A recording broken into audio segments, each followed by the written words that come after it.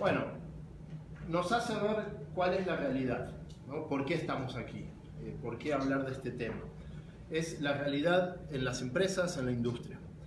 Y cuando hablamos de seguridad eléctrica hay algunas estadísticas que llaman bastante la atención, que por ejemplo que son la tercera causa de muertes en la industria, los accidentes eléctricos, representan hasta el 25% de los accidentes, de las fatalidades en la industria, el 25% se deben a cuestiones eléctricas.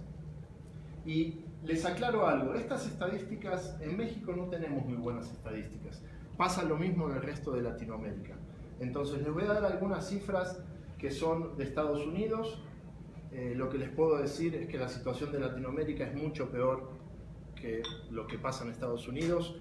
En México, de hecho, a pesar de que tenemos un tercio de la población que tiene Estados Unidos, las estadísticas son comparables o inclusive hay más accidentes que en Estados Unidos.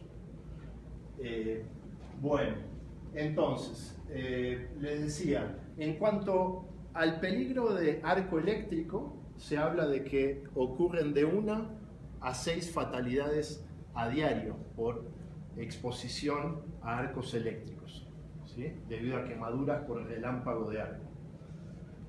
En cuanto a choques eléctricos, son muchísimos los que ocurren anualmente. En Estados Unidos hablan de 1000 accidentes anuales que resultan fatales. De 30.000 accidentes reportados, 1000 son fatales. Los hospitales reciben a diario entre 10 y 30 personas por exposición a arcos eléctricos, ¿sí? Por quemaduras por relámpago de arco.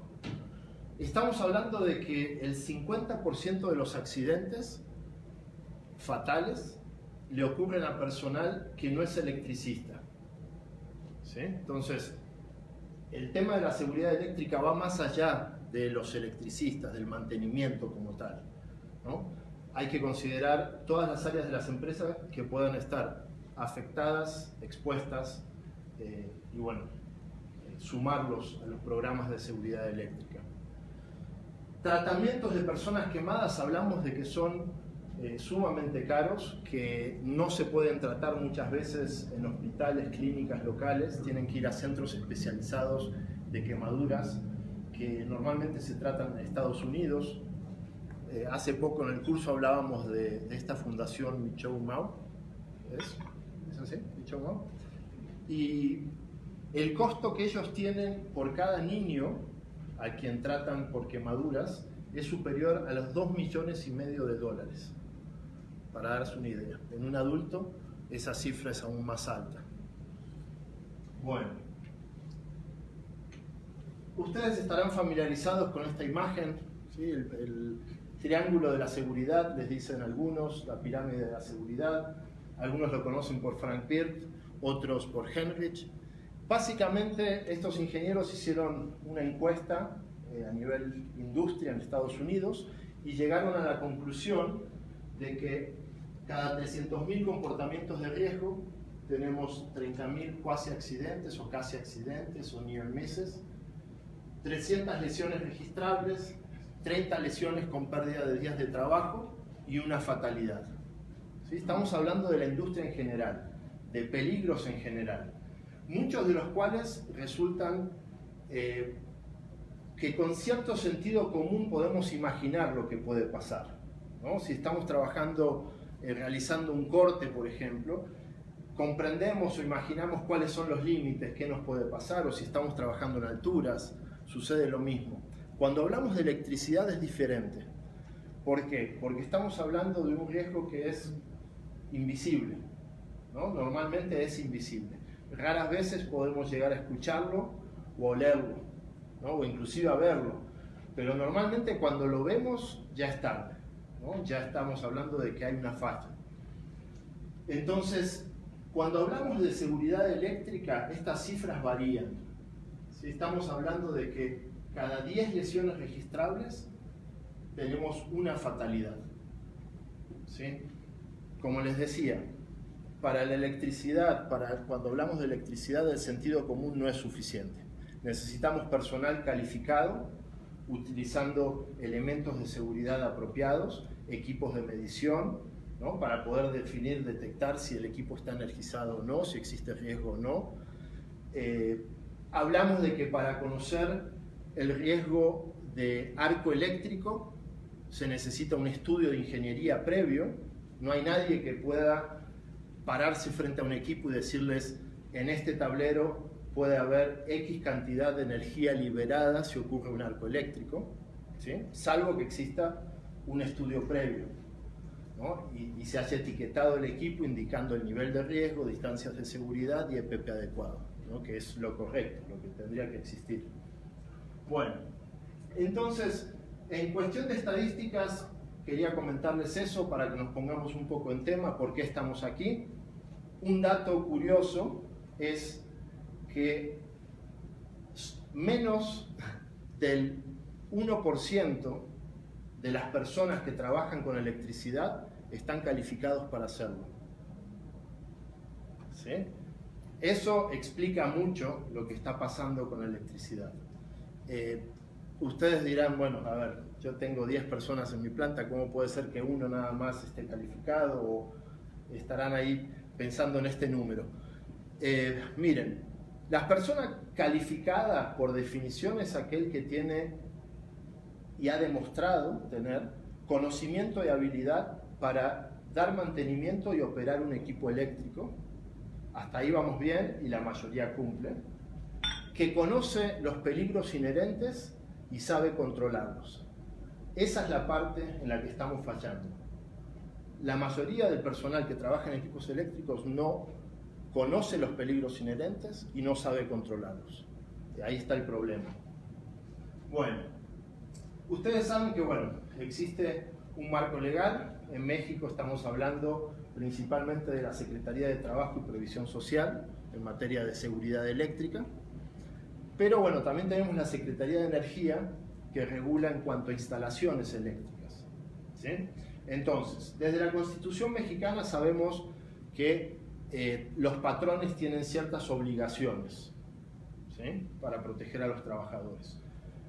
De ahí viene el Reglamento Federal de Seguridad y Salud en el Trabajo, que indica de manera general cuáles son las obligaciones de patrones, de trabajadores, cuáles son requerimientos de seguridad en general. Derivado de eso, tenemos normas como la 029 de la Secretaría de Trabajo, la cual es de la especialidad de mantenimiento eléctrico. Tenemos la NOM 017, que habla de equipos de protección personal, también relacionado, o podemos relacionarlo con el tema de seguridad eléctrica. Tenemos la NOM 001, que es de la Secretaría de Energía y trata sobre instalaciones eléctricas. Entonces, básicamente, el marco legal mexicano, está constituido por estos documentos y por todo lo que ustedes desarrollen internamente, ¿no? Reglamentos internos, procedimientos, manuales, etc.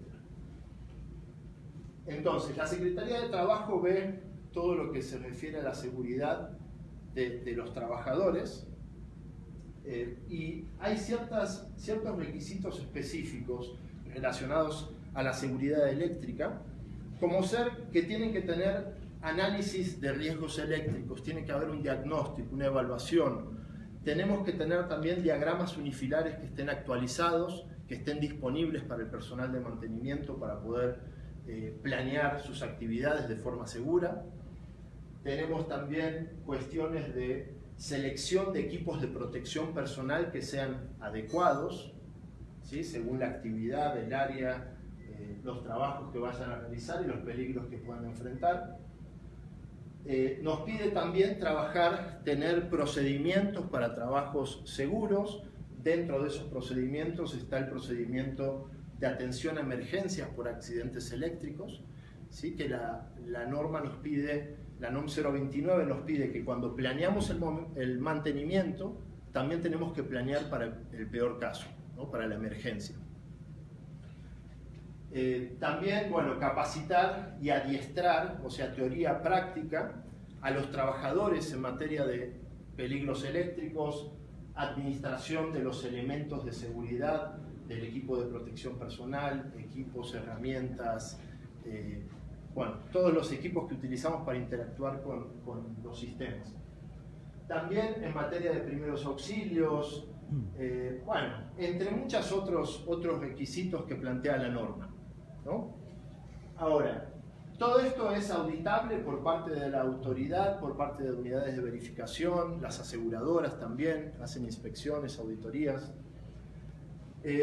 Y básicamente lo que tenemos aquí es el qué se debe cumplir, ¿no? El marco legal nos dice, la autoridad nos dice qué debemos cumplir. Sin embargo, como ustedes sabrán, estas NOMs, estos documentos de la Secretaría de Trabajo, no nos explican el cómo, ¿no? Cómo cumplir con esto que nos están pidiendo. Es ahí donde nos toca observar hacia las normas de NFPA, ¿no? Que contienen las mejores prácticas, de hecho a nivel mundial, en materia eléctrica. Específicamente la 70E en materia de seguridad eléctrica, la 70B en materia de mantenimiento y la 70 en materia de instalaciones eléctricas. ¿Sí? Bueno, entonces, ¿cómo funcionan estas normas? Pues básicamente cada una de ellas atiende una disciplina dentro de lo eléctrico. Como ustedes sabrán, NFPA, por sus siglas en inglés, es el National Fire Protection Association, ¿no? Que es la Asociación Nacional de Protección contra Incendio, contra Fuego. Sin embargo, es autoridad en materia de contraincendio, pero también eléctrica. El Código Eléctrico Nacional en Estados Unidos es la NFPA 70. ¿Sí? Entonces, la que atiende instalaciones eléctricas es la NFPA 70. En mantenimiento hablamos de la 70B, que es la norma que contiene las mejores prácticas para el mantenimiento a equipos eléctricos. Y tenemos también la NFPA 70E, que es la norma que atiende la seguridad de las personas que trabajan en esas instalaciones. ¿Sí? Entonces, el Código Eléctrico Nacional, estamos hablando de que, bueno, la mayoría de los estados de Estados Unidos se apegan a ese código. En la mayoría de los países de Latinoamérica han adoptado el Código Eléctrico de Estados Unidos como código propio, ¿sí?, del país. Y lo mismo sucedió en México. En México, la NOM 001 es básicamente una adopción de la NFPA 70. ¿Sí? Entonces, estamos más familiarizados con la NFPA a veces de lo que creemos, ¿no? Ya seguimos varios estándares, códigos de la NFPA. Y este es uno de ellos. La NFPA 70B es una norma, un estándar muy interesante que contiene las mejores prácticas para el mantenimiento a equipos y sistemas eléctricos. Es ideal para trabajar, para el personal de mantenimiento, poder trabajar sus programas de mantenimiento, apegarse a estas mejores prácticas y obviamente siguiendo las indicaciones de los fabricantes de cada uno de los equipos. ¿Sí? Bueno, ¿y cómo se relacionan México y la NFPA? Bueno, como les decía, la NOM 001 es equivalente al NEC. En este momento se está trabajando desde hace ya 2 años, desde el 2017, se está trabajando en la actualización de la NOM 001, la cual era una versión basada en 2 versiones atrasadas del NEC. En este momento se está trabajando en que la nueva NOM 001 esté vigente, esté a la par con el NEC que está vigente en la actualidad. ¿Sí? Es algo que ya lleva un tiempo, supuestamente se va a llamar NOM 001C de 2018 y espero que pronto ya esté disponible. En cuanto a la NOM 029, la NOM 029 nace a raíz de la NFPA 70E hace ya muchos años. yo en el año 2002-2003 estuve haciendo muchos trabajos aquí en México y me di cuenta que faltaba una norma que regulara lo que era la seguridad de las personas, ¿no? Ya sabíamos que teníamos para instalaciones eléctricas adoptado el NEC, pero esas personas que interactuaban con esos sistemas eléctricos supuestamente seguros, en realidad se estaban exponiendo a riesgos que la Secretaría no estaba tomando en consideración. Entonces, hicimos un proyecto que derivó en la NOM 029. Entonces, este fue un trabajo que se hizo entre la NFPA, el CIME, la Secretaría de Energía y la Secretaría de Trabajo. Bueno, ya en varias ocasiones estuvimos intentando actualizar la NOM 029. Para los que conocen la NOM 029 sabrán que también es bastante escueta, ¿no? Nos dice qué debemos cumplir, pero no nos dice cómo. Hay algunas cuestiones ahí que son difíciles de interpretar, de comprender. El principal riesgo eléctrico, que es el arco eléctrico, el que provoca más fatalidades en la actualidad, no está claro cómo está dentro de la 029, ¿no? Entonces, bueno, son cuestiones que estamos trabajando para que ojalá pronto se actualicen el marco legal mexicano. Y básicamente nos vamos a basar en la NFPA 70E, que contiene las mejores prácticas a nivel mundial en materia de seguridad eléctrica. El NEC y la relación con la 70E, pues miren, el NEC es quien nos da un lugar de trabajo seguro, ¿no? Nos permite interactuar, utilizar la electricidad de forma segura, ¿sí? Así como estamos aquí, iluminación, climas y demás. Entonces nos da un lugar de trabajo seguro para quienes no se exponen, ¿sí?, a conductores, a quien no abre equipos eléctricos. La 70E no contiene requerimientos de instalación como tal. En versiones anteriores había un capítulo de instalación, pero ya hace algunos años se decidió separar estas tres disciplinas de instalación, mantenimiento y seguridad y quitar de cada uno de esos documentos lo que le correspondía a otro, ¿no? y que queden bien separadas. Bueno, hasta ahí. Ahora, el NEC y la 70E. El NEC, por ejemplo, no habla de... no nos identifica cuáles son los niveles de peligro en la instalación eléctrica. Sí nos pide que tengamos ciertas etiquetas genéricas que adviertan de que en esos equipos, estando energizados, existe el riesgo de choque y de arco eléctrico. ¿Sí? Entonces solamente identifica los peligros como tal, pero no los dimensiona. Para eso hace referencia, en la edición de 2017, que es la vigente, hace referencia a la 70E, que es la norma que contiene las metodologías para poder justamente dimensionar los peligros, ¿sí? Conocer los peligros, distancias de seguridad, protección adecuada y demás. Bueno, tenemos la esperanza de que en la nueva NOM 001 se mantenga esta relación entre el NEC y la 70E, ¿no? Para que en México ya haya algo más claro en cuanto a cómo podemos analizar los peligros, ¿no? Ya que hoy simplemente nos dicen que hay que analizarlos, pero no nos dicen cómo. Bueno, la 70E y la 70B. A ver, instalaciones eléctricas. Las instalaciones eléctricas tienen que estar instaladas como el NEC lo indica, como la NOM 001, entonces instalaciones eléctricas seguras. Obviamente, para que estas instalaciones permanezcan seguras, tenemos que dar mantenimiento en base a las mejores prácticas que nos indica la NFPA 70B, ¿no? Mantenimientos específicos y oportunos a los equipos.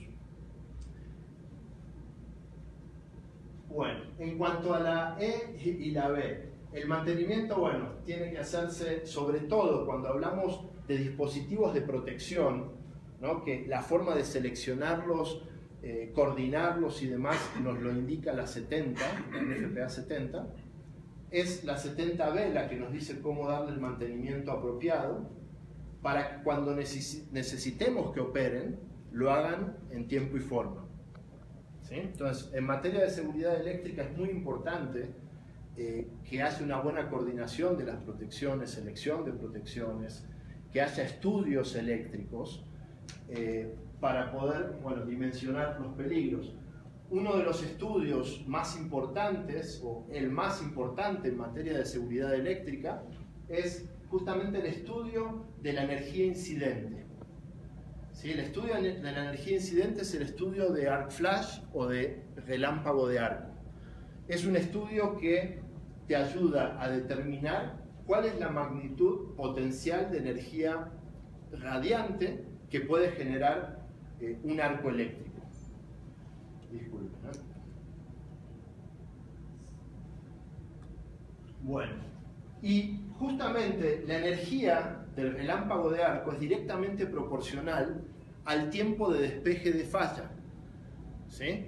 Entonces, es muy importante que los equipos funcionen como se tiene diseñado, como lo tenemos estudiado, analizado. Por ejemplo, si nosotros tenemos aquí un tablero que hacemos un estudio y definimos que el nivel de peligro es de 10 calorías por centímetro cuadrado, y la protección de este tablero es un interruptor que abre en 2 ciclos, una protección, llamémoslo, sea cual sea, un fusible, interruptor, lo que sea, que abre en 2 ciclos, ¿sí? En 0,03 segundos, y de pronto se nos daña esa protección y la cambiamos sin pensar en las consecuencias que puede tener no poner una protección idéntica.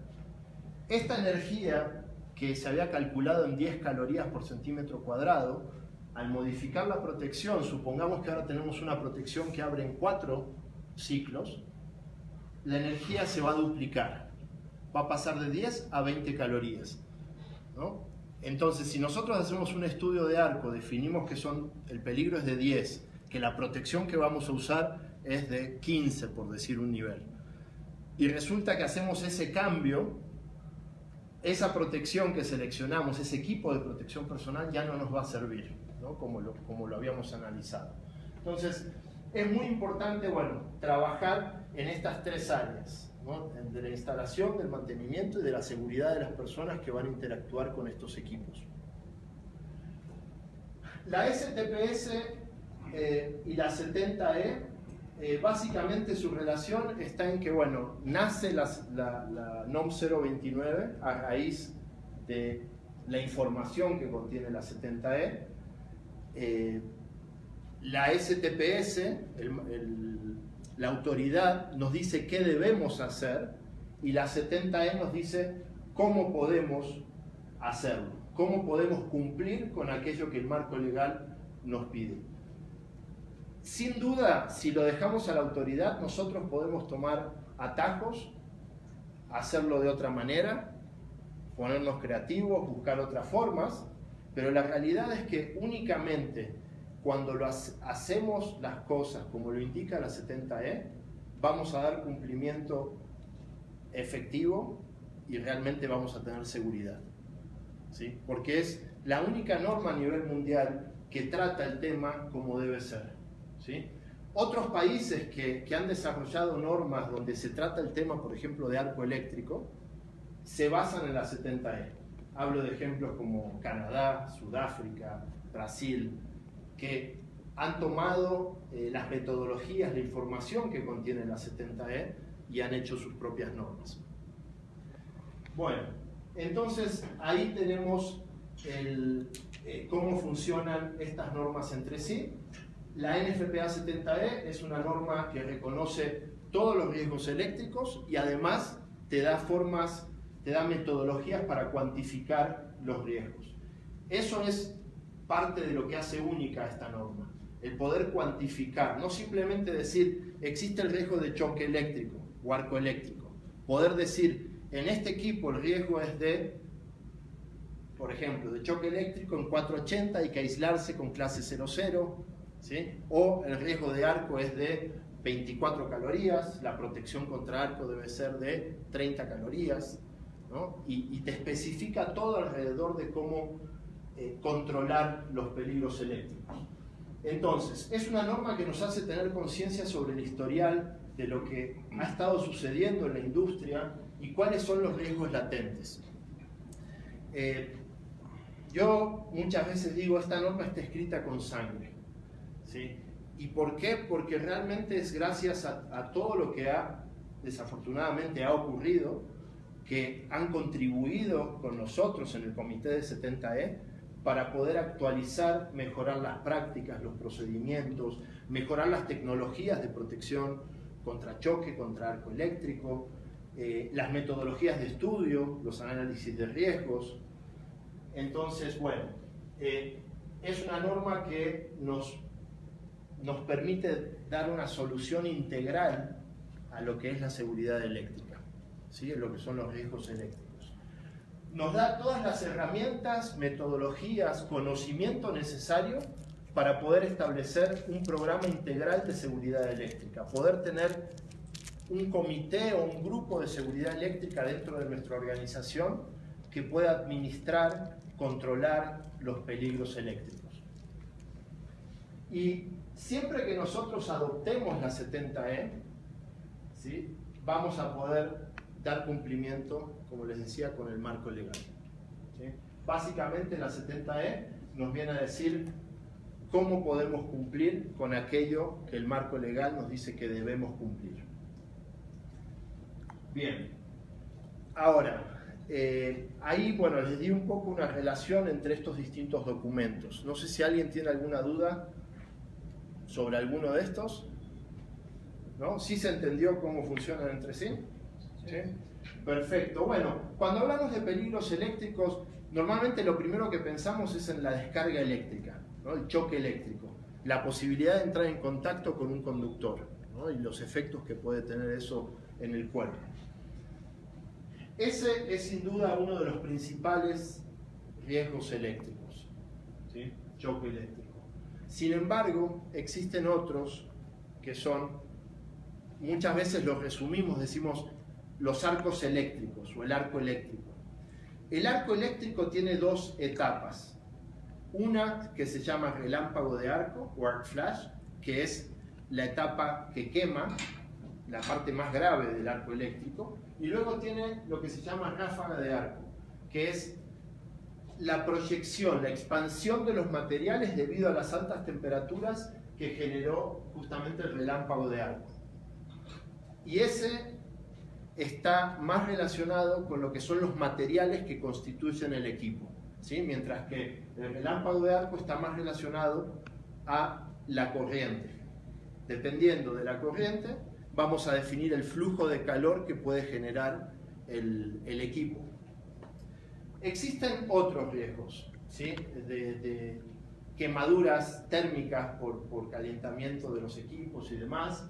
Incendios, sabemos, es una de las principales causas de incendios, el sistema eléctrico en sí, dispositivos eléctricos.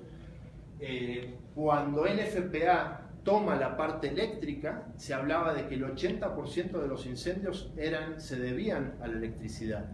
Hoy es muy distinto, estamos hablando de ciertos países hablan del 30%, 20%, ¿no? Pero sigue siendo bastante alto.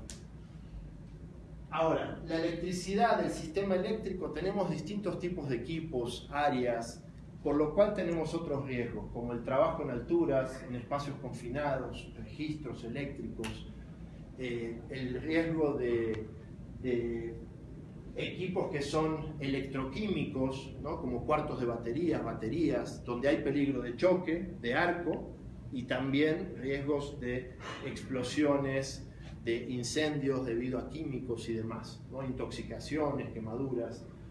También tenemos mucho equipo rotativo, ¿no? Mucho equipo, motores, generadores, que pueden causar otros tipos de lesiones como atrapamientos y demás, ¿no? Por atrapamientos. Y por último, tenemos lo que son áreas clasificadas, ¿no? Áreas de nuestro proceso en el cual se manipula, se trabaja con ciertos materiales, sustancias que pueden resultar explosivas, inflamables.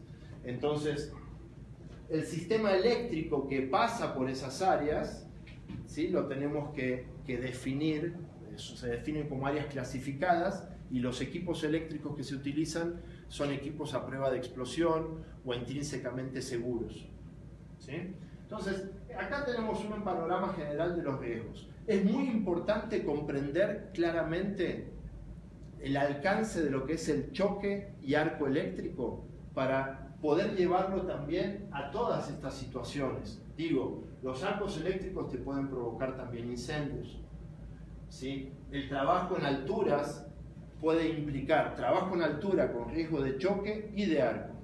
Si nuestro sistema de protección contra caídas no lo diseñamos pensando en eso y simplemente pensando en trabajo en alturas y nos exponemos a un arco, lo más probable es que ese equipo se funda, se dañe y cuando caigas no te proteja, ¿no? La mayoría de los arneses son de nylon, de alta densidad, las líneas de vida, los puntos de anclaje. Entonces, es muy importante comprender el alcance de estos peligros para llevarlos a otras situaciones. En espacios confinados pasa lo mismo. Tenemos líneas de vida que a veces son de acero, que esas mismas líneas pueden provocar fallas, ¿sí?, pueden provocar arcos eléctricos, y que si no traemos los arneses adecuados, las líneas de vida adecuadas, cuando retiremos en una emergencia, intentemos sacar a esa persona, no vamos a traer más que pedazos de arnés, ¿no? Entonces, bueno, nos vamos a concentrar en estos riesgos que son los principales. El más común, choque eléctrico, ¿no? Choque eléctrico, ¿quién no sufrió un choque eléctrico alguna vez? ¿Nunca? Sí, todos alguna vez sintieron la electricidad, ¿no? Desde una leve percepción de cosquilleo hasta algo más fuerte o inclusive no poder soltar un conductor. El choque eléctrico, cuando causa la muerte, lo conocemos como electrocución, y solamente cuando causa la muerte, ¿sí? Electrocution, electrical execution, viene justamente de ejecución eléctrica. Bien,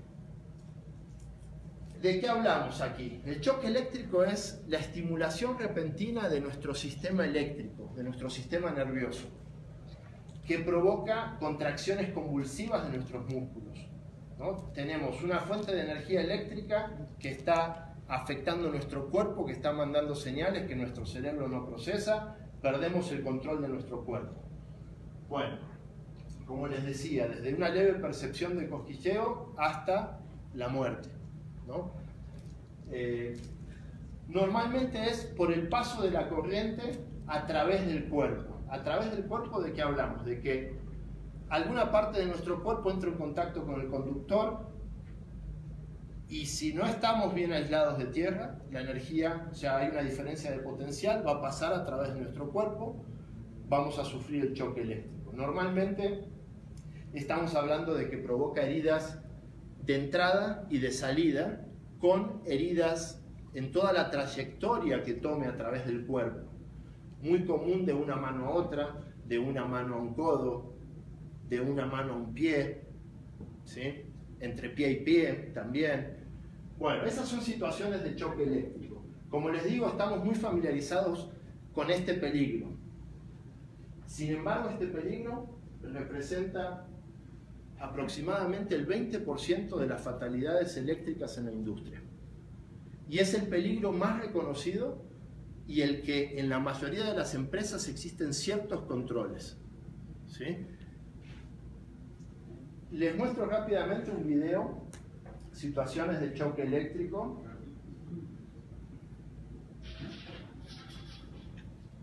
¿Sí? Es corto para ver algunas situaciones, ¿no? Ahí vemos las contracciones convulsivas, ¿no?, de los músculos, cómo pierde el control de su cuerpo, ¿sí?, por el paso de corriente. Probablemente estaba con una mano cerca de un conductor, otra aterrizándose en la carcasa. Aquí podemos ver cómo sale a través de un pie, bien podría salir a través de un brazo, sería más común tal vez ahí. Con poca energía, ¿sí?, con pocos miliamperios, podemos causar contracciones repentinas que nos puedan provocar caídas, golpes. ¿sí? Ahí vemos situaciones, ¿no? Se está aterrizando, no está usando guantes, está traspasando las distancias de seguridad, distintas situaciones, ¿sí? De choque eléctrico.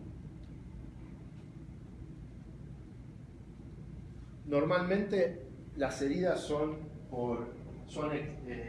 externas, en los puntos de entrada y de salida, con trayectorias internas.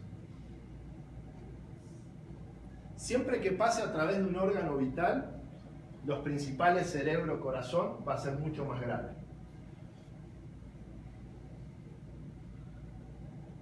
Bueno, vemos distintas situaciones, ¿sí? Casos que se puedan dar. Nosotros tenemos que estar preparados para esto. Obviamente tenemos que trabajar primero en eliminar estos riesgos, ¿no? En controlarlos. Pero aún así deberíamos estar preparados siempre para la emergencia, ¿sí? Cómo reaccionar. Saber si vamos a abrir un interruptor para cortar la energía o si vamos a separar a la víctima del contacto con la energía. Aquí lo que vemos, todo muy improvisado, ¿sí? Aunque parezca que es lo correcto o que funcionó, lo que estamos viendo ahí es persona con la herramienta no adecuada, sin guantes, sin los zapatos adecuados, apoyando la pierna en el piso. La otra persona igual utilizando un palo, ¿sí? Que es madera, que la madera es dieléctrica, pero absorbe humedad, ¿sí? Entonces se transforma en conductiva o toma esas propiedades del agua, ¿no? De la humedad. Habiendo dicho esto, creo que vale la pena aclarar. Es muy común escuchar en la industria que busquen zapatos dieléctricos, herramientas dieléctricas, cascos dieléctricos, ¿no? Tapetes dieléctricos. Lo que ustedes necesitan no es que sea solamente dieléctrico, sí tiene que ser dieléctrico, pero más importante aún es que sea aislante, ¿sí? El dieléctrico tenemos muchos materiales dieléctricos, esto es dieléctrico. Sin embargo, no van a usar zapatos de algodón y poliéster, ¿no? No pensarían en usar eso para aislarse. Bueno, cuando ustedes compran un elemento de seguridad, tienen que asegurarse que sea aislante. Aislante es que tiene un nivel, una clase de aislamiento, por lo cual te asegura dentro de un rango que estás protegido. Bueno, eso aproveché a aclararlo porque muchas veces hasta se maneja como indistinto lo dieléctrico y lo aislante, ¿no? Y no es así. Cuando es aislante está clasificado, tiene una clase, un rango que te asegura que te va a proteger y no así el dieléctrico. Bueno, el arco eléctrico, ¿sí? Los arcos eléctricos. Estamos hablando de un fenómeno que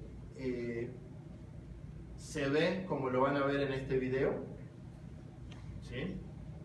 Vemos una persona que está insertando, puede estar extrayendo, está manipulando un equipo en el cual las barras están energizadas y ocurre un arco eléctrico, ¿sí? Estas son actividades que realizamos a diario en la mayoría de los centros de trabajo del país, ¿no?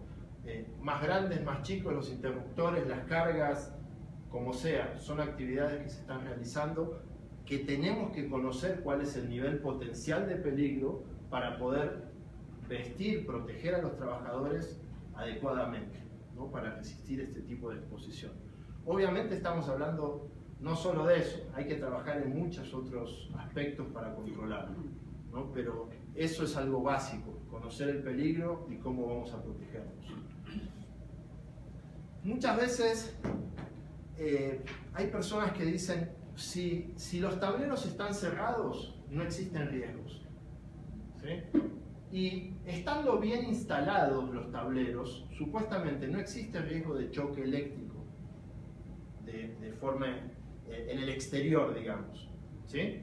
Sin embargo, el arco eléctrico, aunque esté cerrado el equipo, si ocurre el arco, esa energía, esos materiales que se expanden, buscan la manera de salir. Normalmente van a dañar el equipo y lo van a abrir. ¿Hay tableros a prueba de arco? Sí existen.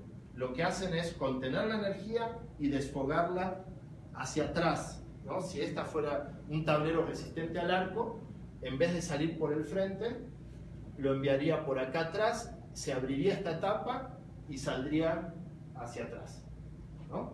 Sin embargo, la realidad es que no tenemos de esos tableros en la mayoría de las plantas.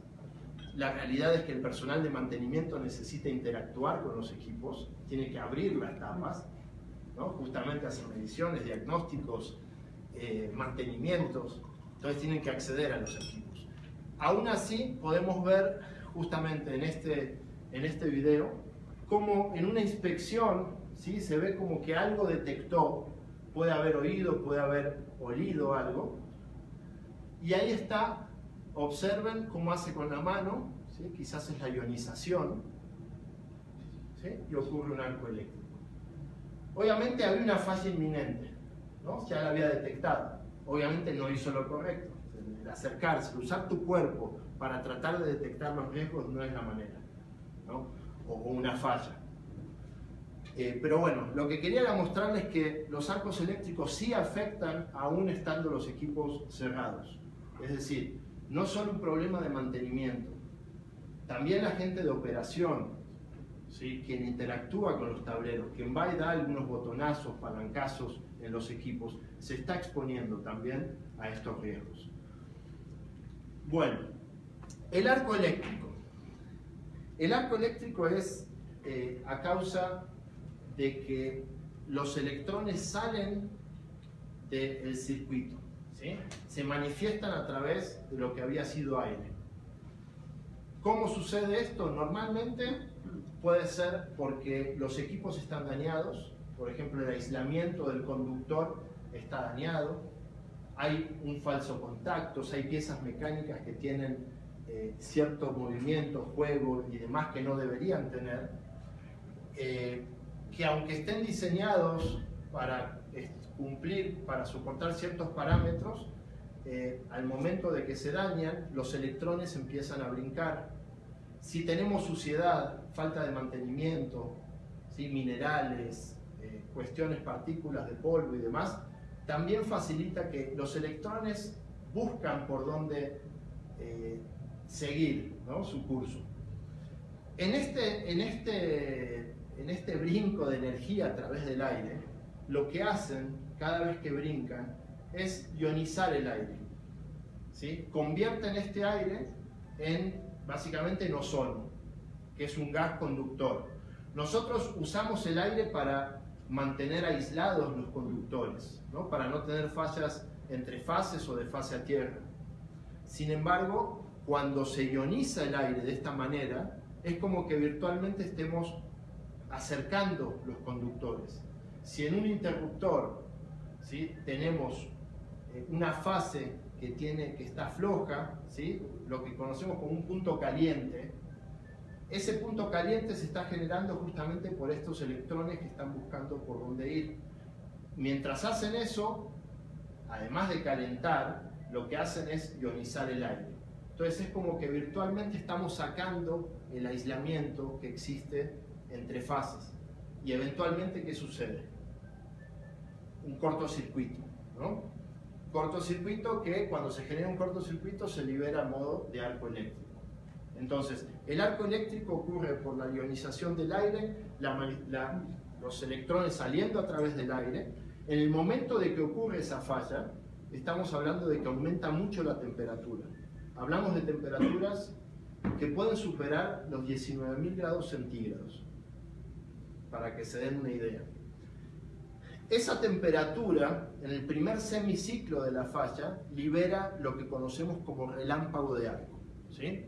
El relámpago de arco ocurre a la velocidad de la luz y genera energía radiante, donde la energía mayormente infrarroja es la que va a quemar, producir daños. Si la vestimenta no es adecuada, obviamente se va a encender. El relámpago de arco, la energía que genera, la medimos en calorías por centímetro cuadrado. Existe una metodología para hacer eso. Bueno, Esta es la primera etapa de la falla del relámpago de arco. Les decía, el arco eléctrico puede ocurrir por falta de mantenimiento, por daños en conductores, a través del tiempo, eventualmente se genera. También se puede producir abruptamente. Estamos trabajando apretando un terminal, se nos zafa la herramienta y hacemos el cortocircuito, ¿sí? Una falla franca, podemos provocarla. También la pueden provocar animales, ¿sí? Hablo de fauna nociva, ¿no? A veces me malentienden ahí. Sí, hay de todo, ¿no? Hemos encontrado tlacuaches, gatos, ratas, salamandras, ¿no? Que pueden provocarlo también, se meten en los equipos, ya sea por la vibración, el calor o por el clima en el ambiente, en el área de trabajo. También se puede suceder por sí solo, como les decía, o provocándose. Bueno, lo más común es que suceda cuando alguien está frente al equipo, cuando alguien está interactuando con el equipo, ¿sí? La mayoría de los accidentes por arco eléctrico se deben a errores humanos, a no conocer las distancias de seguridad, a no aislarse apropiadamente, no usar herramientas adecuadas, equipos de seguridad, otras medidas, ¿no? Seguir procedimientos adecuados, etc. Entonces, el arco eléctrico está compuesto por el relámpago de arco, que es la parte que quema a la velocidad de la luz, y la ráfaga de arco, que es básicamente esa alta temperatura que generó el relámpago, hace que los materiales se sublimen, pasen de sólidos a vapor, líquido, plasma, algunos pedazos sólidos también, ¿no? Que se pueden desprender, como proyectiles, esquirlas, partículas de cobre y demás. Piensen que el cobre se expande 67.000 veces su tamaño. Entonces, todo el cobre que tenemos ahí, en ese momento que incrementa la temperatura de esa manera, se expande y genera esa onda de impacto, con mucho ruido, con mucha presión, con temperatura también, ¿sí? Bueno, básicamente ese es el arco eléctrico, el principal peligro eléctrico. En cuanto a fatalidades, hablamos que en empresas, observen, relámpago de arco, se disipa la luz del relámpago y podemos todavía apreciar la ráfaga, los proyectiles, ¿sí? Eso está tomado en alta velocidad, lo estamos viendo en cámara lenta. Bueno, situaciones, entonces, les decía, basados en estudios y estadísticas en empresas alrededor del mundo, encontramos justamente ese 80-20. 80% de las muertes en equipo eléctrico se deben a quemaduras, básicamente, a la primera etapa del arco, el relámpago, y el 20% por choque eléctrico. El arco eléctrico afecta por energía radiante, no por contacto eléctrico. Lo que afecta el cuerpo son las quemaduras externas. No es que afecte por corriente pasando a través del cuerpo. No, es puramente energía radiante. Resultan en más fatalidades, pero son menos reconocidos, ¿sí? Son mucho más graves cuando la vestimenta no es la apropiada. Obviamente, si no tienes vestimenta apropiada, si traes algodón poliéster, materiales ignífugos, retardantes a la llama, que no están diseñados para soportar el arco eléctrico como tal, va a ser mucho más grave, ¿no? Porque se va a encender y se van a extender esas quemaduras. Bueno, NFPA 70E define en el año 1995 por primera vez lo que es el arco eléctrico, lo que es el relámpago y ráfaga. En el año 95 por primera vez se conoce a como lo conocemos hoy este fenómeno. Es un fenómeno que existe desde 1882, desde los primeros generadores eléctricos, pero tomó 100 años ser reconocido como riesgo eléctrico. Cuando sucedían estas explosiones, se asumía que había otra sustancia, gas, otra cuestión involucrada, que la electricidad solo aportaba una chispa. Eso es lo que se creía. En 1982 por primera vez se presenta al mundo el otro peligro eléctrico, ¿sí? El arco eléctrico. En el 95 apenas se logra dimensionar. La protección contra arco como tal, si bien existe desde el 84, la efectiva, la real, apenas en el año 2006 se creó. Entonces estamos hablando de algo que, como les digo muchas veces, se está subiendo a un tren que está en movimiento.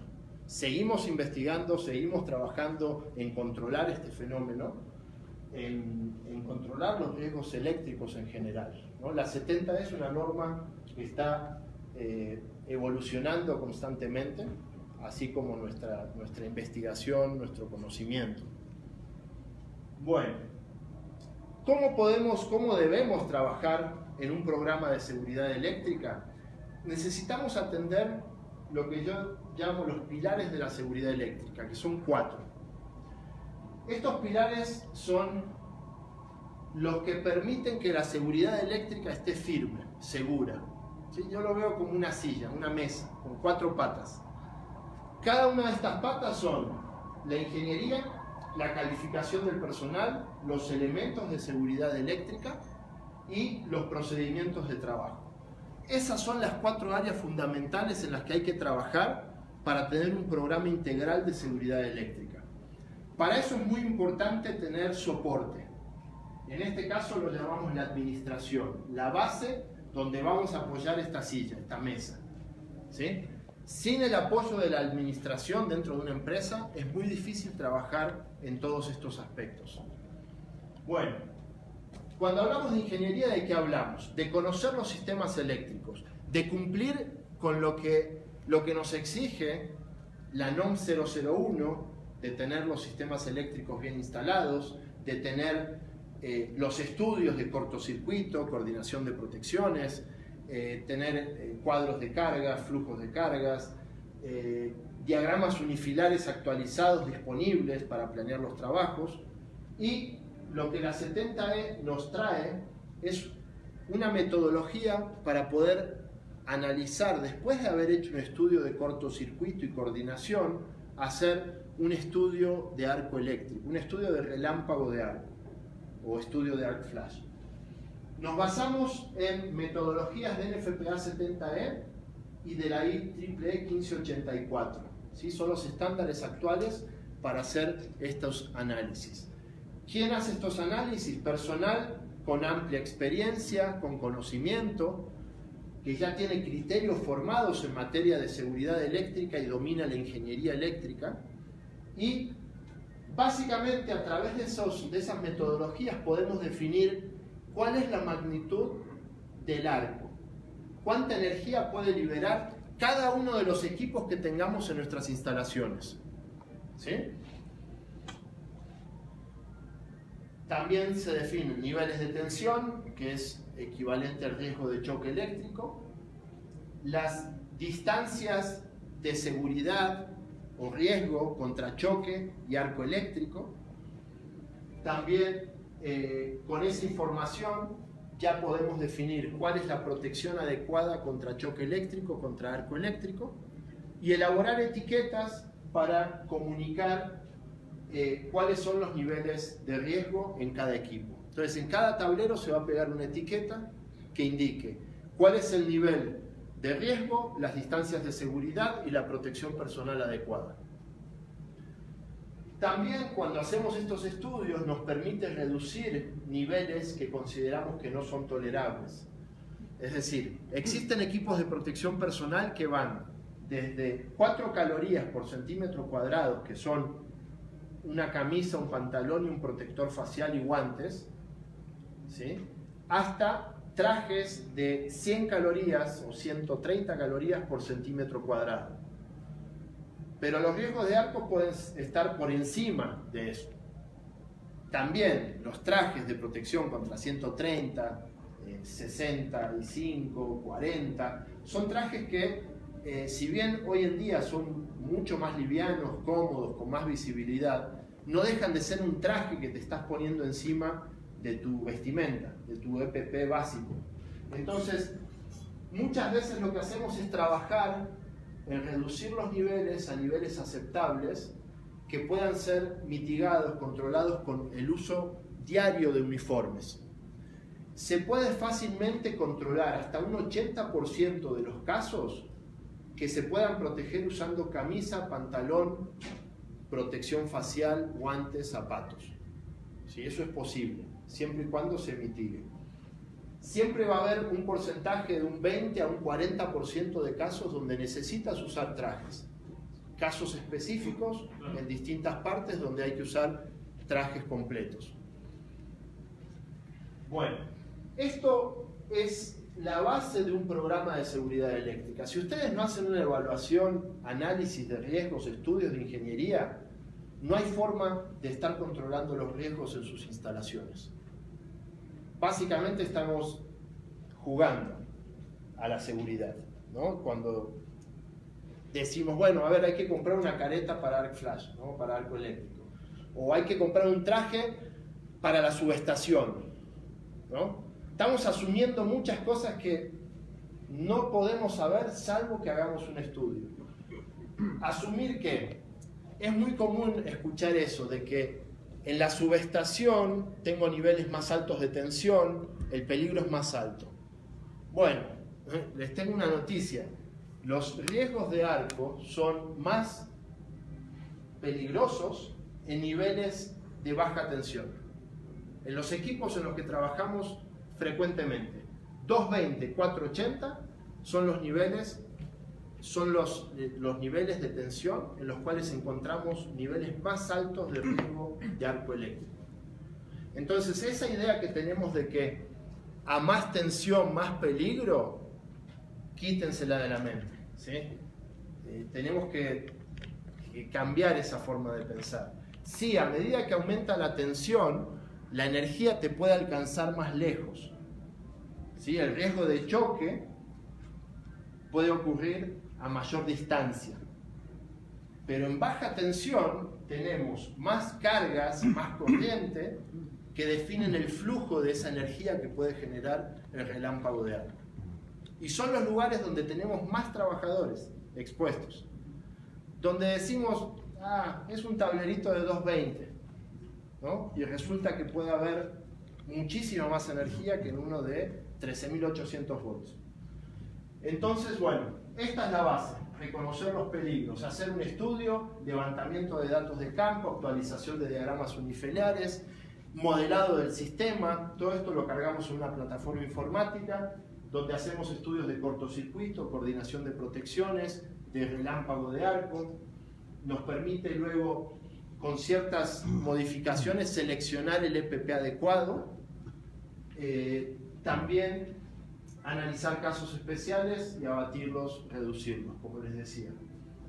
Estos estudios son fundamentales, pero el tema es que tenemos que tener gente con expertise para hacer esto, o subcontratar personal que tenga esa experiencia, que les pueda dar ese servicio confiable. Hoy hay muchísimas empresas en México que están metiéndose en esto, haciendo estudios de arco, que todavía no tienen los criterios formados para hacer los estudios como debe ser. Y lo que están entregando a sus clientes realmente no refleja los peligros que tienen en sus instalaciones. Hay varias cuestiones, variables, que si no pones atención, el resultado final no tiene sentido. Digo, no me voy a poner ahora en detalle con eso, pero es un área que a mí me preocupa mucho aquí en México. Porque las empresas que hacen conciencia sobre esto están invirtiendo, pero lo que les están entregando no es lo correcto. Entonces ahí hay un problema. Bueno, cuando se termina un estudio tenemos etiquetas que advierten, ¿sí? Tenemos al patrón diciéndole al trabajador a diario: peligro, choque, arco, hay que usar equipo apropiado. Este es el peligro, ¿sí? Este es el EPP, esta es la distancia de seguridad. Igual, para choque. Este es el peligro, estas son las distancias de seguridad, este es el aislamiento que debes usar. ¿Sí? Esto derivado de estudios de ingeniería, ¿sí? Como les digo. Bueno, entonces, hasta ahí cubrimos el pilar de la ingeniería, ¿sí? Vámonos ahora al pilar de los elementos de seguridad eléctrica. Hay muchísimos elementos, hay más de 75.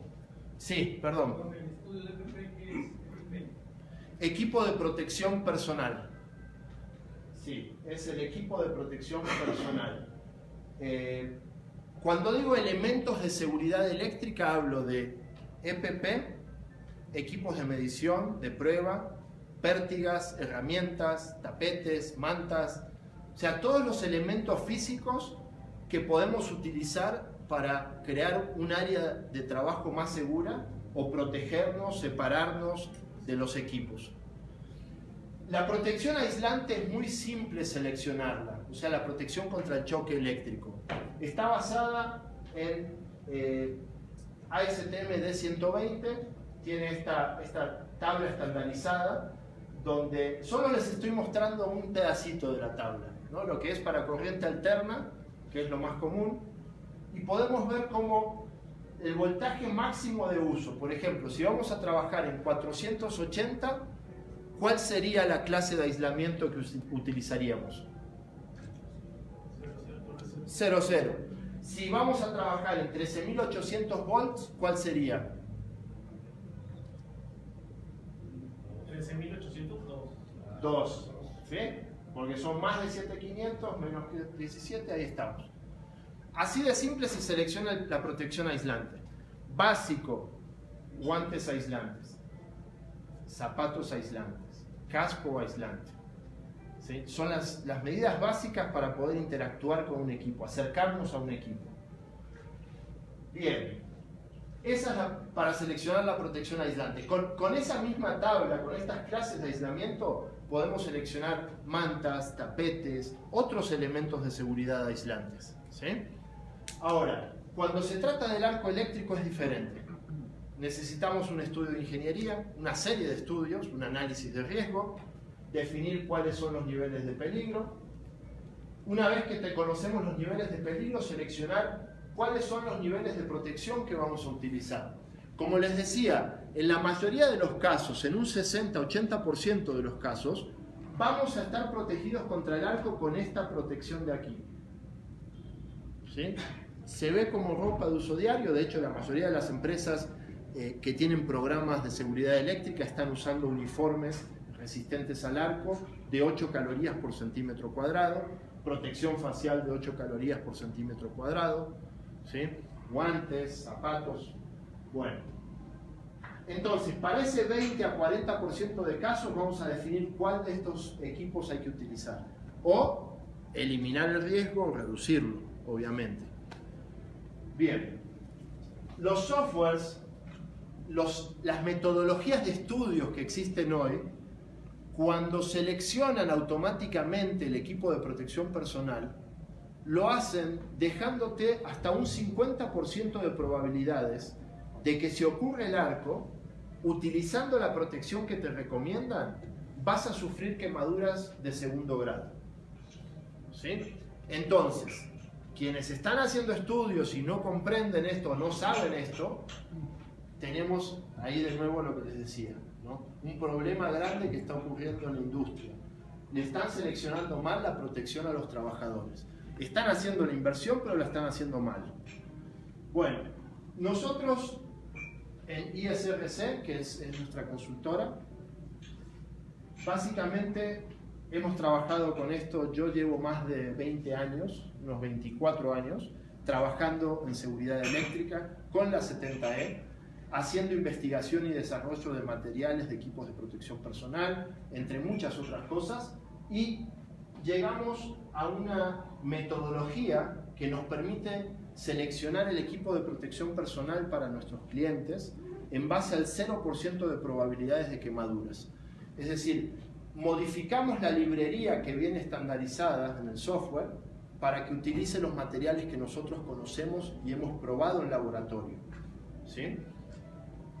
Hay una metodología intermedia, llamemos, que los fabricantes de EPP deberían utilizar, que consiste en conocer no solo el 50%, sino también el 40, 30, 20, 10 y 5%.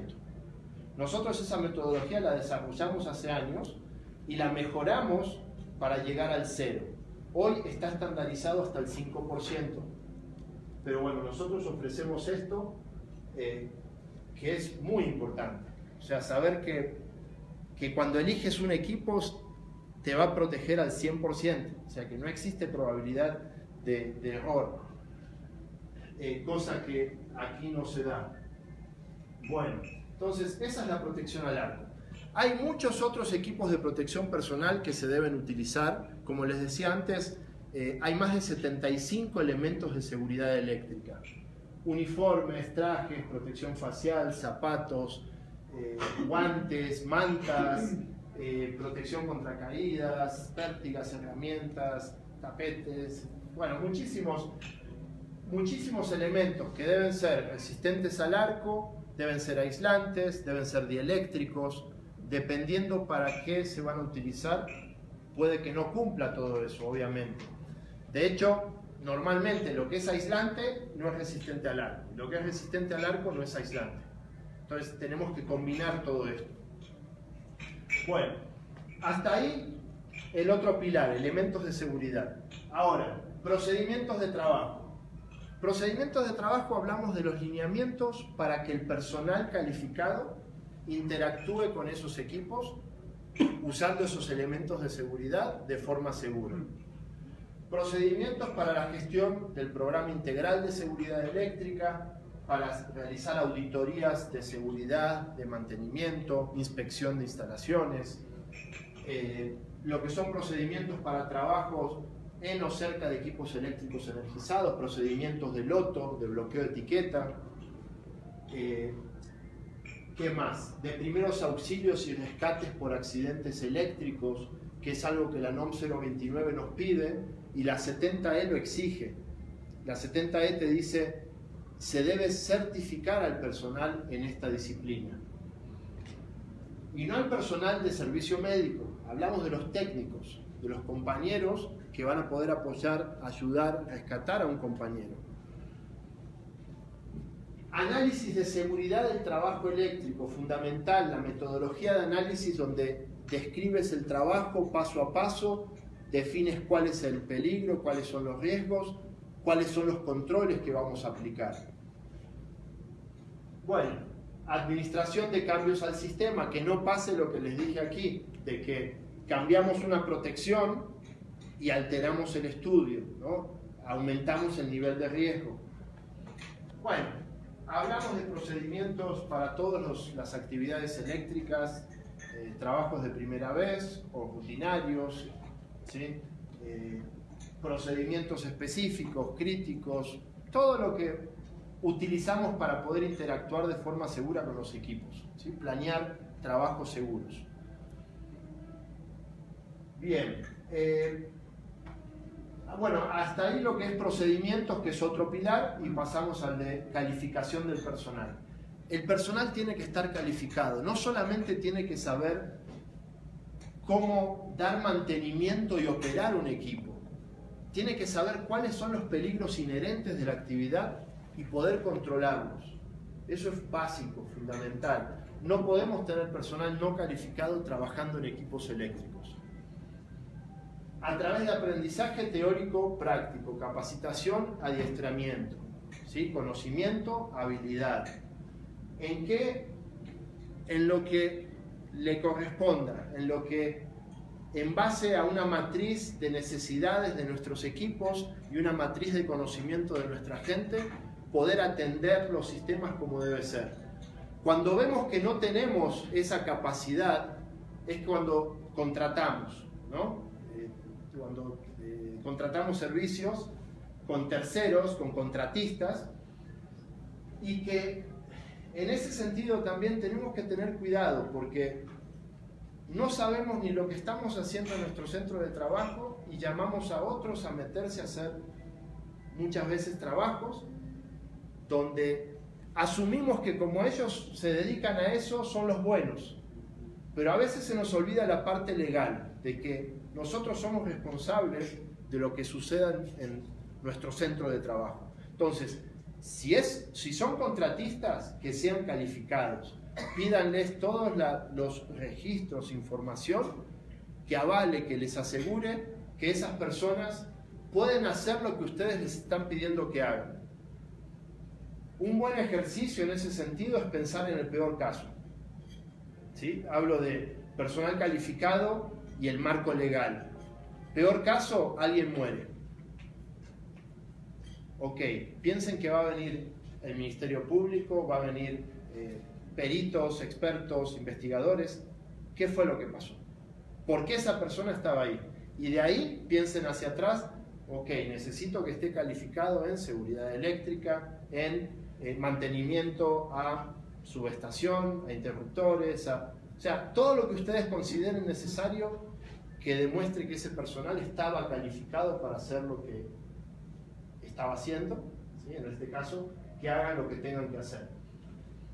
Información actualizada, dinámicas, teoría, práctica, tener claramente cuál es la matriz de conocimientos y necesidades que tenemos y asegurarnos de poder cumplir de forma documental con todo eso. Bueno, esa es la calificación del personal. Nosotros normalmente sugerimos que se hagan una serie de capacitaciones cuando se trata de seguridad eléctrica, que parten por formar un comité de seguridad eléctrica. No importa el tamaño de nuestra organización, tenemos que tener un grupo colegiado en la materia que pueda definir cuáles son los problemas que se pueden tener en la materia y atenderlos a través de la actualización, de la capacitación, de nuevas tecnologías, ¿sí? De estudios, de lo que sea necesario. Normalmente esta capacitación consiste en 3 días, donde en 2 días y medio se pone a todo el personal, a ese grupo multidisciplinario que va a llevar la seguridad eléctrica, se la pone al 100% en seguridad eléctrica, en conocimiento, y luego en mediodía se definen objetivos urgentes a corto, mediano y largo plazo. Entonces, cuando se va el consultor, ustedes se quedan con un plan de trabajo, con objetivos claros, que saben atender, que saben lo que implica, cómo hacerlo, ¿sí? O con quién apoyarse para poder hacer eso. Luego tenemos la capacitación de seguridad eléctrica, que es básica, necesaria, que todo el personal que trabaje en o cerca de equipos eléctricos tiene que tener.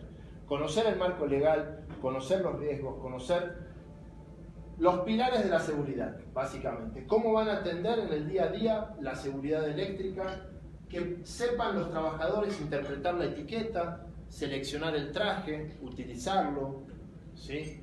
Formarlos en cuanto a selección, uso, inspección, mantenimiento, limitaciones, resguardo y disposición final de cada elemento de seguridad que puedan llegar a necesitar, ¿sí?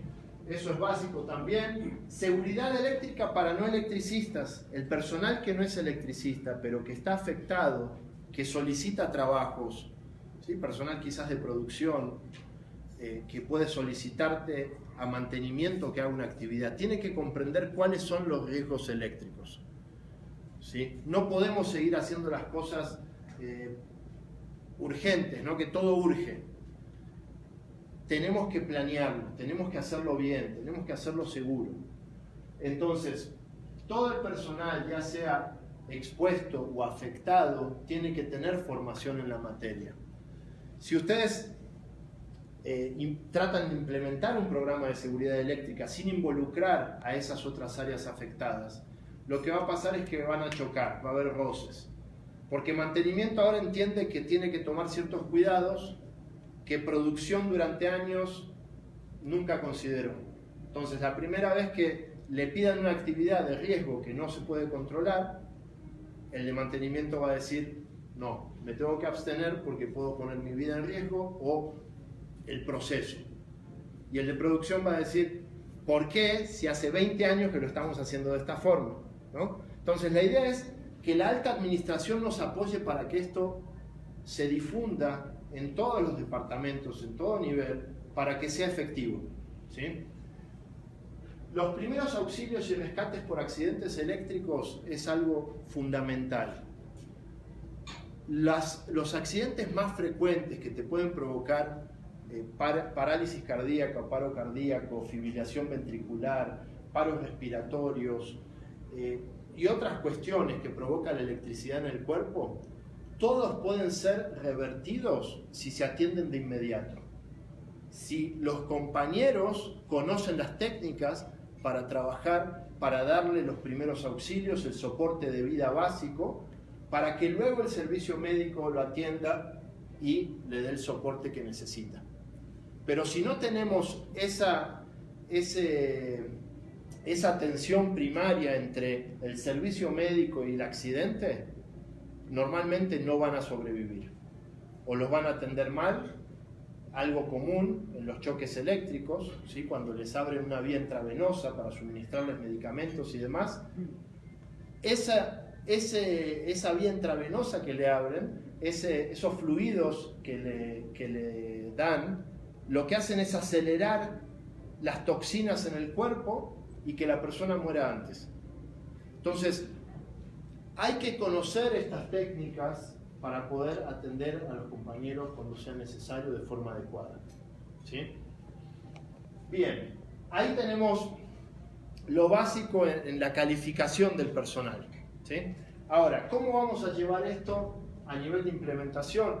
Pues, miren, hay dos factores fundamentales para poder desarrollar un programa integral de seguridad eléctrica. Uno es el apoyo de la alta administración, ¿sí? Porque implica estudios, adquisición de PP, capacitaciones, cambios de ingeniería, desarrollo de procedimientos, otros tiempos, ¿sí? en la forma que hacemos los trabajos. Eso es fundamental. También tener conocimiento actualizado. Muchas empresas están haciendo esfuerzos hoy en materia de seguridad eléctrica con información desactualizada, ¿sí? Con EPPs que no sirven, ¿sí? O que no llevan la administración que deben llevar para servir, para funcionar.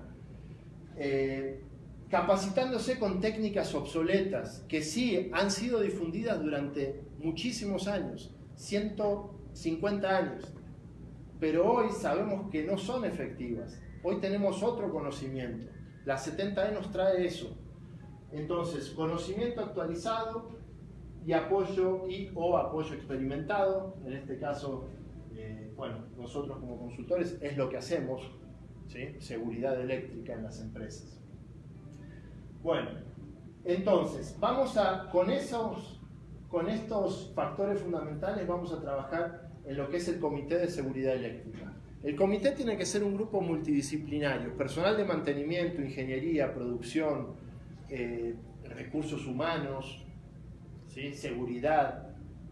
Ese grupo lo vamos a formar para que sea un grupo colegiado en la materia, que pueda atender situaciones que puedan surgir a través de investigación, capacitación, actualización, nuevas tecnologías, nuevos procedimientos, etcétera. ¿Sí? Entonces, teniendo un grupo colegiado dentro de la empresa, podemos llevar esto a nivel de implementación, ¿sí? Con el Comité de Seguridad Eléctrica, con el conocimiento actualizado, apoyado por la alta administración, apegándose al marco legal vigente, puede bajar esto a nivel de centro de trabajo. O, si son una compañía que tiene muchos centros de trabajo, a nivel corporativo y luego bajarlo a nivel de centros de trabajo. Bueno, entonces ese comité va a trabajar constantemente en los 4 pilares, en atender las necesidades que puedan surgir en estos 4 pilares para controlar los riesgos. Esto tiene que bajarse a nivel de ingeniería, ¿sí? De supervisión, de técnicos, de personal manual, a nivel de ejecución de trabajos. Cuando ejecutamos los trabajos es cuando una persona capacitada ejecuta el trabajo, es cuando nos damos cuenta cómo estamos.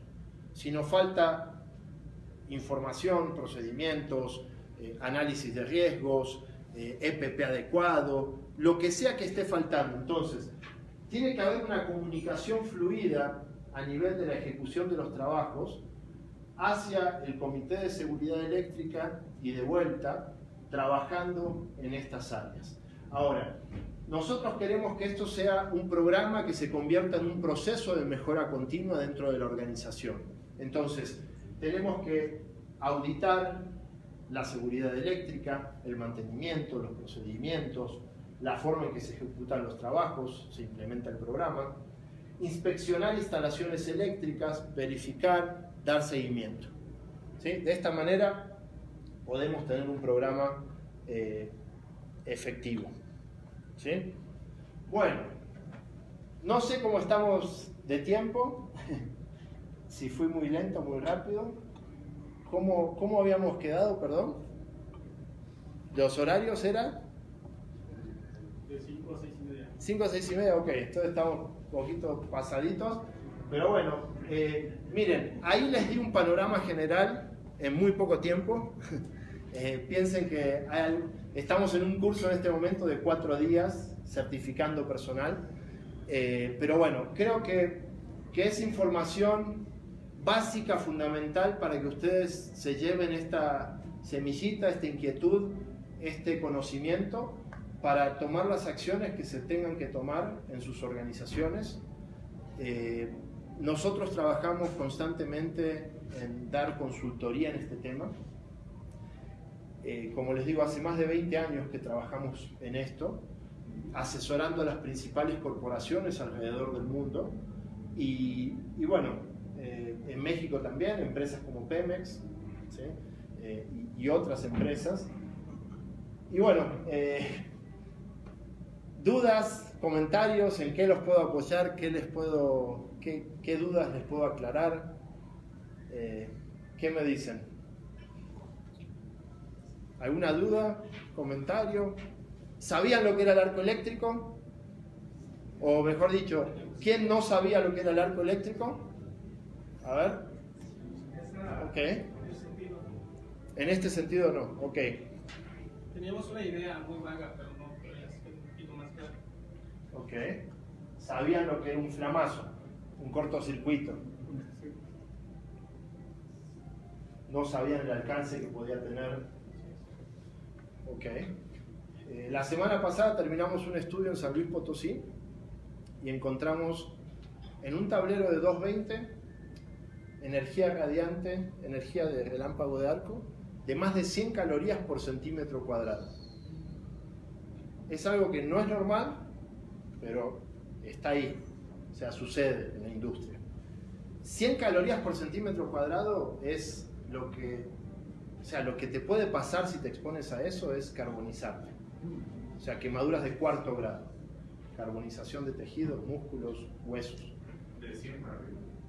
No, con mucho menos. Estoy hablando de ese caso.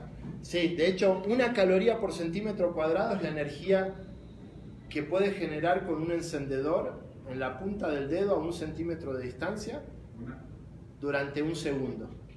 Ahí vas a sentir 1 caloría por centímetro cuadrado. No estoy sugiriendo que lo hagan, solamente para que se den una idea. A partir de ahí, bueno, los niveles de la industria, la mayoría van de 0 a 8, el gran volumen de los casos, y luego tenemos otra porción importante del 20 al 40% de casos que suelen ser de niveles de 20, 30, 40, algunos de 100. ¿Sí? En este caso, en esta planta, había como 8 casos en esos niveles, ¿no? Que se requiere reingeniería, cambios, ajustes, mejoras en la coordinación de las protecciones. Hay formas de mitigar esto, de controlar. El tema es que si estamos ciegos directamente, no estamos conscientes de esto, día tras día estamos haciendo trabajos exponiéndonos. Estamos autorizando trabajos donde el personal se expone. Ustedes no sé si saben la implicación legal que tiene eso.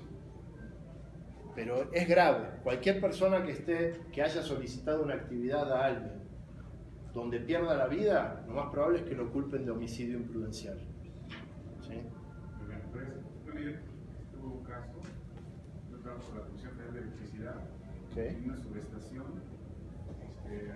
hay soldados o hay un cuerpo de seguridad física que custodia el predio. Entonces no había comunicación, llegó unas transmisiones, puso su estación y eso es una antena horizontal como de cable de teléfono. Avienta la antena y hace soldado. No lo mató, pero fue como un problema legal que lo pudimos solventar, pero realmente no sabíamos quién era la culpa, porque el soldado decía que no había un señalamiento para ese tipo de actividad. Él tenía que entender su cable, son unas antenas que ellos usan. Entonces, un ambiente y se prepara. Pues como compañeros lo pudimos soltar, pero un caso más no desconozco el marco de la. Sí, y porque son Comisión Federal. Si eso le pasa a otra empresa, se pone aún más complicado también. Pero sí, son situaciones graves que ni se imaginan. Todos los días vamos a trabajar y no pensamos, y a diario personal de mantenimiento, de seguridad, de producción, autoriza actividades constantemente que no tiene una idea de lo que significa que algo salga mal. Por eso les digo de hacer ese ejercicio y empezar a arreglar la situación documental, la forma en que ordenamos actividades, que solicitamos, que elegimos quién va a hacer qué actividad. Conozcan del marco legal que ahí les mostré, lo que es el Reglamento Federal NOM 029-17, lo que es la NFPA 70E. Lean estos documentos, ¿sí? Porque realmente tienen... ahí está todo sustentado. ¿Qué me dicen? Hacen Sí. unas preguntas en la transmisión. Ajá. ¿Cuál es la última versión de NFPA 70E? ¿Cuál fue el principal cambio entre una versión y otra? Ok. La versión actual es la edición 2018. Está en español, está disponible. En México YAR la comercializa. Y los principales cambios fueron, la norma se actualizó, bueno, en varios aspectos. Hay varios temas así alrededor de toda la norma. Pero se alineó mejor con otras normas de lo que es la administración, la gestión de la seguridad y salud ocupacional. Eso es algo muy importante porque por muchos años la 70E era una norma muy autónoma y a muchos le costaba implementarla. Entonces se adaptó para una mejor adopción con los programas actuales de OSAS 18000, ANSI AIA Z10. Está encaminada para lo que es la ISO 45001, aunque todavía faltan un par de detalles. En la tapa podemos ver uno de los cambios, lo que es la jerarquía de métodos de control de riesgo se incorporó, que es un elemento que se maneja en otros estándares. Se reacomodó toda la norma para que tenga mucho más fluidez, más sentido el contenido. Antes la leías y era como que tenías que estar saltando de una parte a otra. Entonces se actualizó eso, se mejoró como siempre, la norma está en constante evolución, ¿no? Desde el año 2000 tuvimos la versión 2000, 2004, 9, 12, 15, 18. Y en todas se va mejorando. La industria aporta mucho, la experiencia, hay muchas personas en el comité, empresas multinacionales importantes que contribuyen con casos desafortunados, que dejan muchas enseñanzas y eso siempre enriquece esta norma, totalmente. De hecho, todo lo que está con gris, con marcas grises, son actualizaciones. Entonces, como pueden ver en todos los artículos, siempre hay algo que se ha actualizado, ¿no? Otra pregunta que hacen es, ¿qué se contempla en el estudio de arco eléctrico? ¿Qué factores se contemplan? Pues el estudio de arco eléctrico es básicamente un reflejo del sistema eléctrico, lo llevamos a un nivel computacional, hacemos un modelado del sistema con todos los datos del sistema, de cada dispositivo, todas las características, por ejemplo, las protecciones, curvas de disparo, bueno, modelos, marcas, diseños, toda la información del sistema eléctrico volcada en una plataforma donde nos permite hacer estudios de ingeniería de cortocircuito, coordinación de protecciones, arco eléctrico. arco eléctrico, variables muy importantes, corriente, que define el flujo de calor, tiempo de despeje de falla, o sea, las protecciones eléctricas, que son las que te van a justamente a librar la falla, despejar la falla. Entonces, es un tema muy importante como la coordinación de protecciones. Distancias de seguridad es algo que, si no hacemos el estudio, en realidad no conocemos a qué distancia nos puede afectar si ocurre una falla. Teniendo el estudio, sabes precisamente cómo delimitar el área alrededor de un equipo para saber quién puede acceder y qué equipo de protección personal utilizar, que bueno, el equipo de protección personal es otro elemento clave ahí en el estudio, que te habla, bueno, de cómo protegerte por completo, de los niveles de energía incidente, de los riesgos que puedes afrontar. Si bien la NOM 017 y la 029 te hablan de que el patrón debe seleccionar los elementos de seguridad adecuados, no habla de qué es protección contra arco, por ejemplo, o cuáles son los elementos para protección contra choque eléctrico, descarga eléctrica. Entonces, ahí es es un tema bastante interesante, extenso, que hoy la NOM 017 solo te dice, bueno, identifica el área, los riesgos, el área del cuerpo que vas a proteger, y ahí te deja. Te dice, bueno, peligro eléctrico. Pero no te dice que los peligros eléctricos son varios, que los niveles de protección son diferentes, las tecnologías, características. La 70E te define todo eso, para que justamente cumplas de manera efectiva con lo que la 17 y 29 te exigen. ¿Sí? Bueno, ¿alguna duda, comentario? Sí, adelante. ¿Alguna NFPA contempla para equipos de comunicación de acuerdo a las áreas de clasificación de riesgo? Asociado a esto, nada. NFPA como tal, desconozco si hay algo de comunicación. Sí sé de dispositivos que se están usando tanto en trajes para bomberos como trajes para arco eléctrico y demás, para comunicación.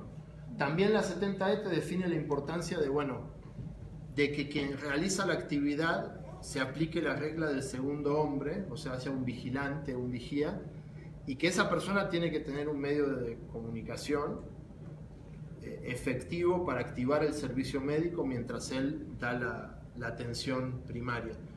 Pero me refiero. sí, no, ahí sí, no tengo idea de si existe algo. Pero sí, con mucho gusto les puedo dar mi contacto. Lo consultamos con nuestros grupos de consultores. Yo soy especialista en lo que es la 70E, seguridad eléctrica como tal. Pero NFPA tiene muchísimos consultores, expertos, especialistas en muchas disciplinas, así que si quieren puedo averiguar y se lo comunico. Perdón, ¿ibas a preguntar algo? Bueno, muchas veces en las industrias creemos que es suficiente aplicar las famosas 5 reglas de oro. Entonces, ahorita viendo esta parte, pues sí es una gran cuestión de que, bueno, desde mi punto de vista, no es suficiente, ¿no? Como que nada más digo ya, pongo el cortocircuito,